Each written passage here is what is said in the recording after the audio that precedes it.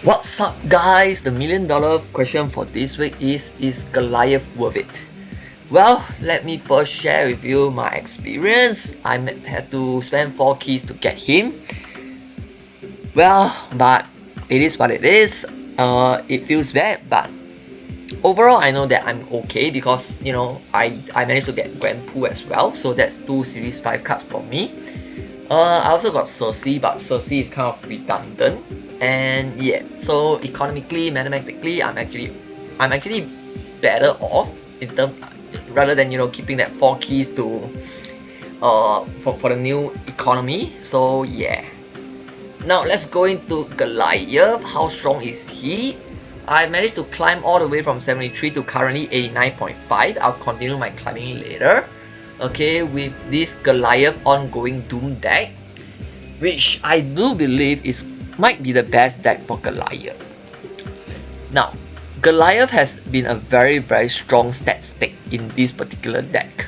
Okay, and although the calculations are going to differ a bit in other decks, but he's definitely a very strong stat stick.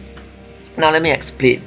So in an ongoing deck, typically you should be able to easily play at least 1 card per turn. There shouldn't be any issues about that, right? So 6 turns you will get to play 6 cards. Now of course you have to subtract 1 for playing Goliath himself, so that's 5 cards. So let's just work with that 5 cards. With Sam Wilson shield down, that's 6 cards, alright, because Sam Wilson shield plays itself and it also counts towards Goliath since it's an ongoing card as well.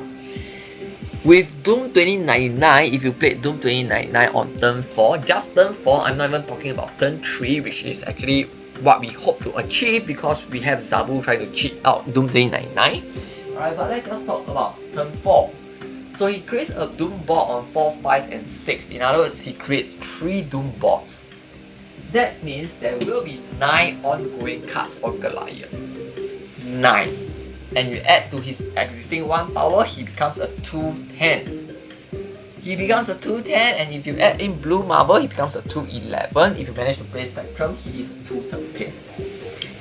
So yeah, Goliath is he is really a crazy ass stat stick.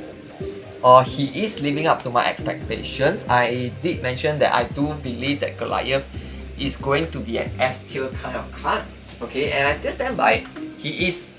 His application is likely to be, well, not likely. His application is definitely going to be just in ongoing decks.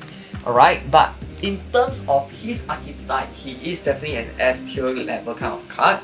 Okay, can he actually win games by himself? Yeah, why not? He is very strong, like what I mentioned, with with the correct place, alright, and by that just means playing Doom 2099, Blue Marble, Spectrum, and throwing out all your other cards. He is already a 213, which is huge, guys, really huge. Okay, so yeah, long story short, I don't want to keep rambling, okay, because it's very obvious. Goliath is crazy. Goliath is a very impactful card, and yeah, he's really a monster. He really brings a lot of power onto the board just by himself, and he has great synergy as well, right? He's being a cheap 2-cost card. You are able to slot him in and trigger your Ant-Man, trigger your Dazzler. Okay, and he also has synergy with Captain America, being an ongoing card. So yeah, all in all, Goliath is a fantastic card, a very strong stat stick, definitely S tier. So yeah, I honestly think you should be getting him if you love playing ongoing decks. If you are looking at it in terms of economy sense, you should definitely go for him if you do not have Grand Poo, because Goliath and Grand Poo are easily worth 12,000 tokens. And in this spotlight system, if you go 4 keys, even if you go 4 keys like myself, that means you likely get another new card here, or you get 2,000 tokens repeat, which means you got Goliath and Grand Poo for 12,000 tokens, which in my opinion is a huge steal. Right, that's all from me guys. So yeah, Goliath, has definitely met expectations, live up to his expectations. I have very high expectations of him, and he definitely live up to it. I would definitely be climbing all the way to infinite with this particular deck. Alright, deck list is in the description below, because yeah, it feels very smooth.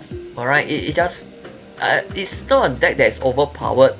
Okay, looking back, I think that if they didn't nerf Doom 2099, this deck is going to be bonkers. This deck is going to be very strong. But right now it's good. It's very solid.